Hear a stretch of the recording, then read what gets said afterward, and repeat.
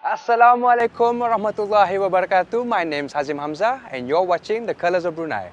In today's episode, I'll be bringing you to explore the most iconic place in Brunei, Kampong Ayer. It's one of Southeast Asia's oldest water villages to survive through time. Well, I'm quite excited to go and explore the water village and meet the people.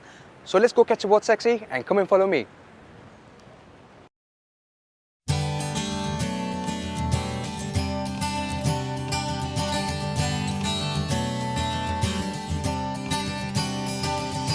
Kampong Ayer is a historical settlement area in Bandar Seri Begawan, the capital of Brunei. Kampong Ayer consists of a cluster of traditional stilt villages built on the Brunei River, mainly in the vicinity of the present-day Pusat Bandar or the city centre. Hence, it has been dubbed as Venice of the East since the past. Kampong Ayer has been historically the principal settlement of Brunei. It was the de facto capital, in particular social and economic centre of the Bruneian Empire for a few centuries, but also extending into the early period during British imperialism in Brunei.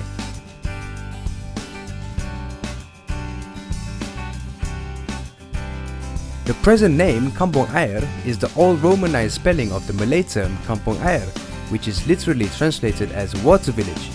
However, the old spelling version is retained and is still used as the primary name of the place.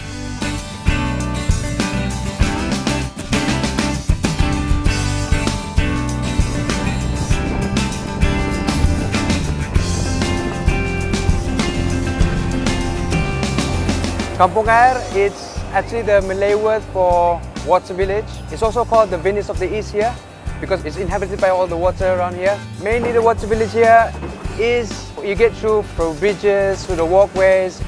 Using the water taxi is the fastest way to get around Kampong Ayer. Back then when the British was here in Brunei, they used to call these water taxis flying coffins because it's made out of wood and the design.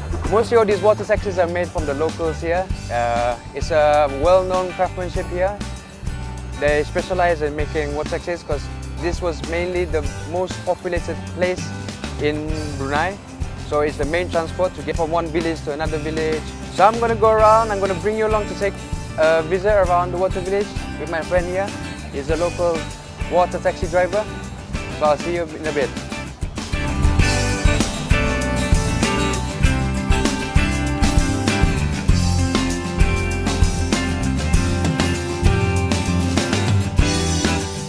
Kampong Ayer is believed to have been inhabited for several centuries.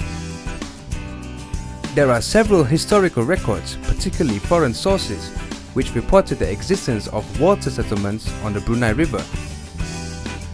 The most well-known is arguably the account by Antonio Pigafetta, an Italian explorer on his visit to Brunei as part of the Magellan Fleet in 1521, in which he described the settlement as entirely built in salt water. It contains 25,000 families. The houses are all constructed of wood and built up from the ground on tall pillars. There is a possibility that the stilt settlement might not have always been where it is today, that Kampong Ayer might have undergone relocation throughout history. Oliver van Noort, a Dutch, on his stay in Brunei from December 1600 to January 1601, described the houses of the nobles as made of wood and built on such light piles that when there is a storm or some other untoward event, these houses can be removed from one side of the river to the other.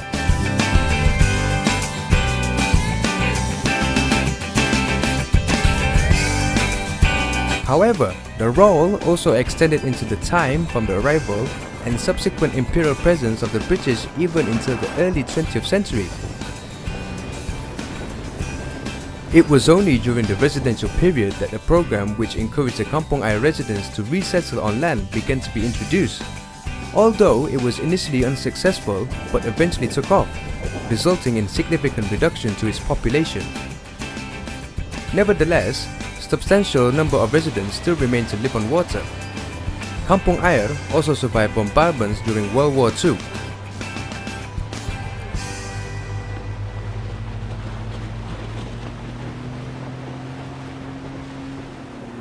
Population here in Kampong Ayer is estimated around 30,000 people. There used to be more people here, but mostly half of them went over to the land. But you still get them coming over here because it's originally their houses here. You can see all around, it's giving me cool air. And I can see over there, they still practice having the sport on the longboat. So usually here, every year, they have a race for longboats. The Sultan himself comes down here and gets on the boat as well himself and races with all the people of Brunei. In the background, there's a shopping complex there. It's the Yasan shopping complex. It was built by the 29th Sultan, His Majesty, the Sultan, to commemorate his silver jubilee. And on the left of it, you can see the mosque, which was built by his father, the 28th Sultan, Sultan Omar Ali Saifuddin. It is a piece of history in Brunei because it was something to say Brunei was getting modern. It was a modernization of Brunei. It might be hot here, but this water taxi ride is actually cooling me down a bit. I'm just going to go stop by in the water village and I'm going to have a walk around. And of course, I'm going to bring you along. Stay tuned.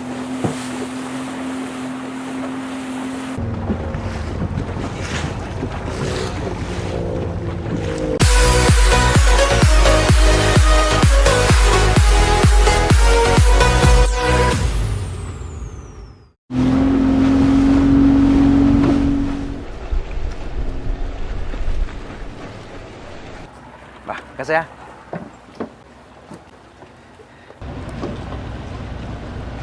Okay, now I'm gonna go explore the rest of the water village. With me.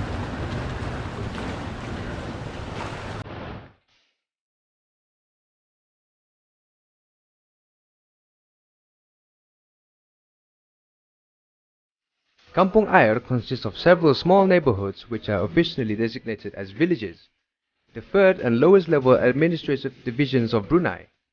Each has its own village head called Ketua Kampung. The villages are under a few mukims or sub-districts of Brunei Mora district, with Penghulu as the mukim head. The mukims and villages administration in Kampong Ayer are overseen by the Brunei Mora district office.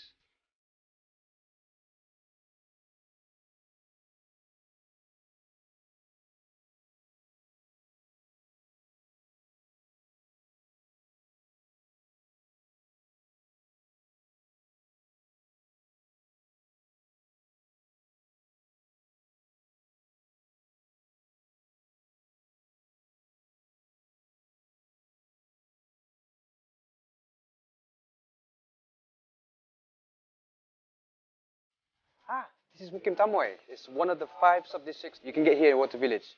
Here is Kampung Pinggiran Bendara Lama. And here you can see this, the house of the head village.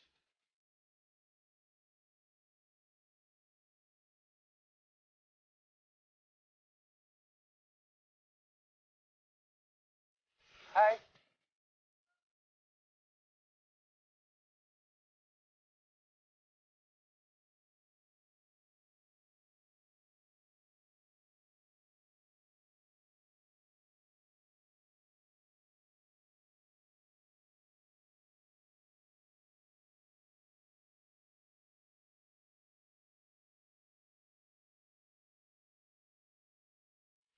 Until recently, there used to be another Mukim division in Kampong Ayer, that is Sungai Kedayan. However, the Mukim and its constituent villages have ceased to exist due to the redevelopment project on parts of the Kedayan River which coincided with settlements. The residents have been relocated elsewhere in other parts of Kampong Ayer or on land.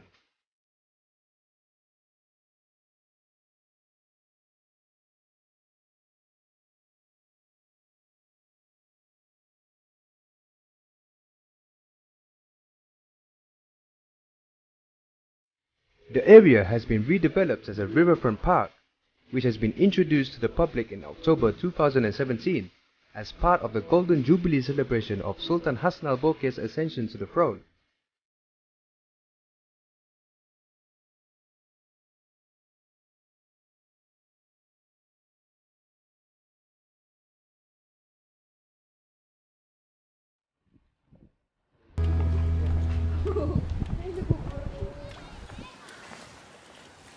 still the traditional wooden bridges, walkways. Some part of the village you can see is pretty much burned down.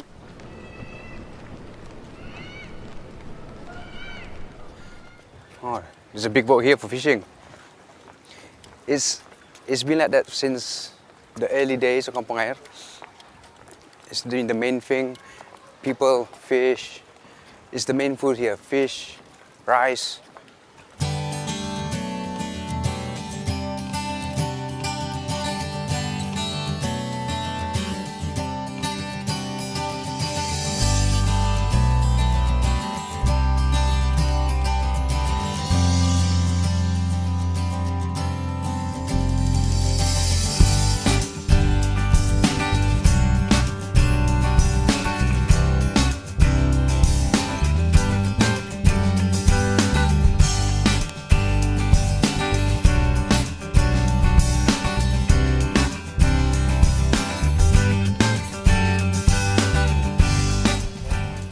In Kampong Ayer, there's 5 sub-districts. Among those sub-districts, you get a few smaller villages.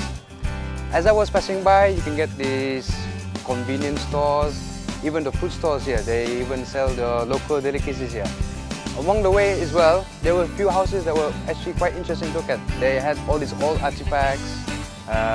It's really tourist friendly here, so you can just go have a stroll and feel the water village feel. And right now I'm at one of many stops for water taxis. They call it jetties here.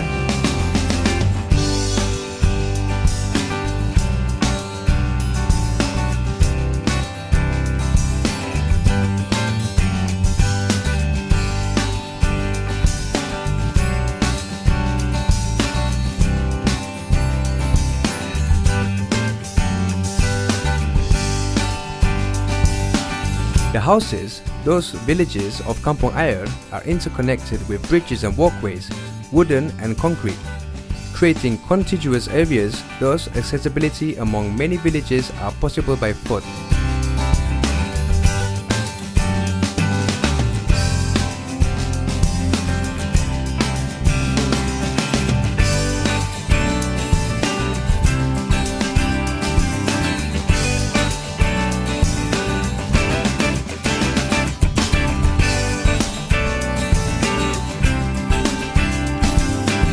Among non-contiguous areas and where the villages are not located along the riverbanks, these areas are accessible by water transport, whereby the most common transport mode is by water taxis.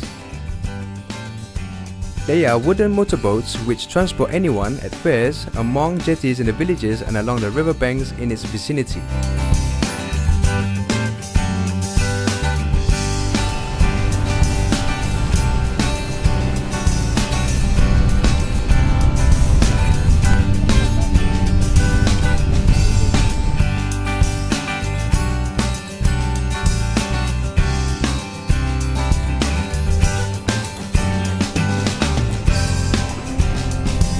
Similar to public housing developments on land, Kampong Ayer has also a few public housing areas in the form of stilt houses. The most recent development is the pilot project in upgrading Kampong Ayer, which saw the construction of single and double-story houses in the Sabah and Paramu areas.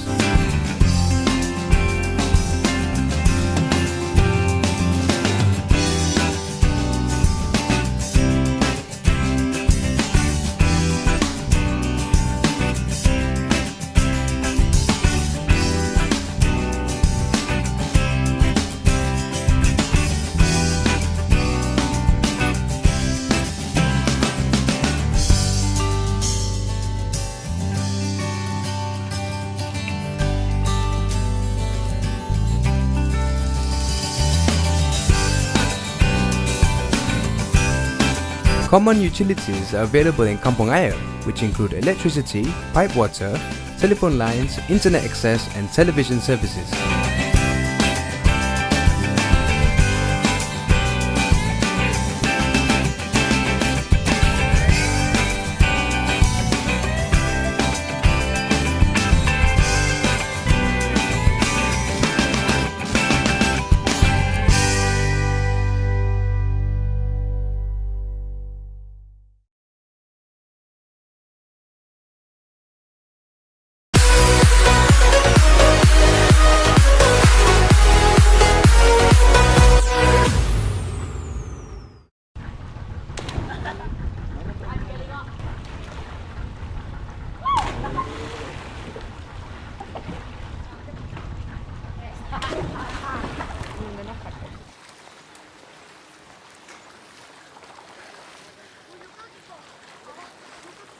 can see the kids here playing. It's low tide at the moment.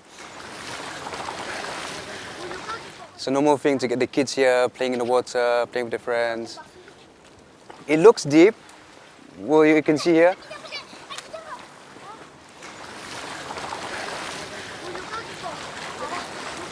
Hey, one.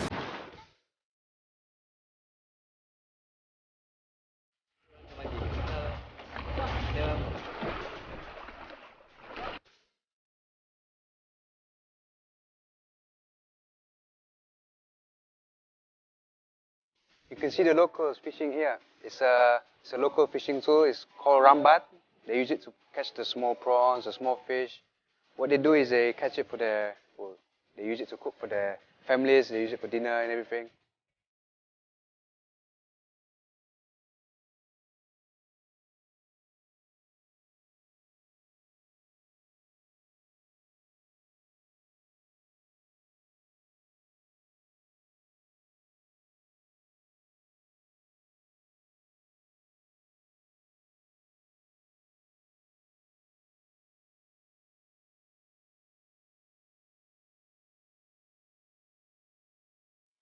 Educational institutions are available in Kampong Ayer, which provide public education comprising primary villages and secondary. There are at least a primary school in each mukim. Similarly, religious schools can also be found, which provide primary religious education to the resident Muslim students. The secondary school in Kampong Ayer, Awang Saman Secondary School, is the only school of its kind where its buildings are built on water. Nevertheless, Sayyidina Umar Al-Khattab Secondary School, which is built on land, also has catchment areas in some villages of Kampong Ayer.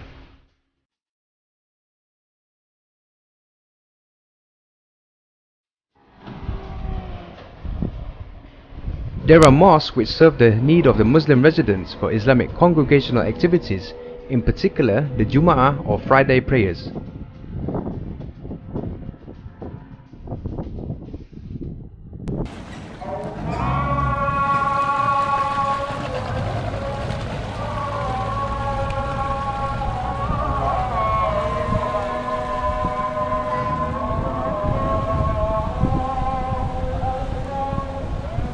أشهد أن محمد رسول الله.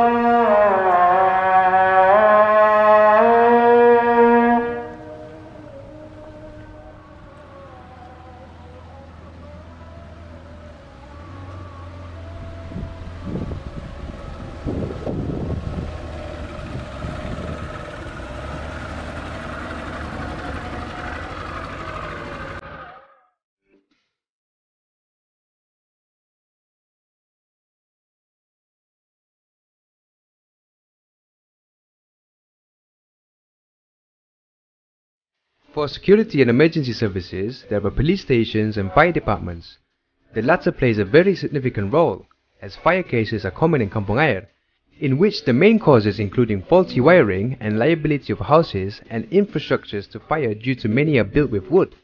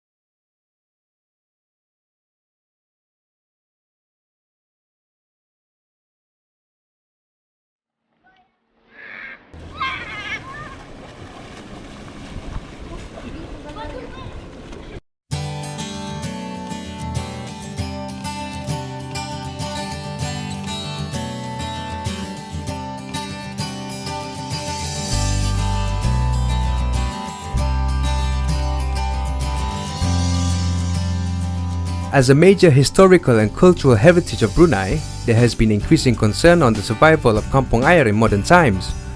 This is factored by the immigration and relocation of the inhabitants to land. Over the last few decades, the overall population has been shrinking, estimated to have decreased from about 28,000 in 1981 to 13,000 in 2011. The diminishing population, added with the busy modern lifestyles, are threatening the survival of the customs and traditions practiced in Kampong Ayer.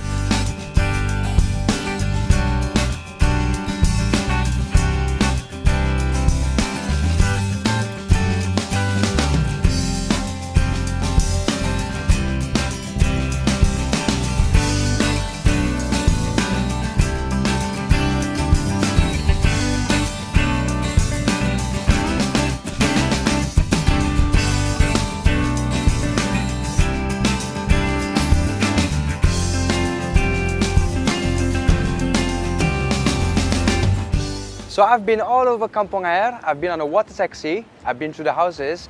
Actually, it's a nice place to go and rediscover the original culture of Brunei.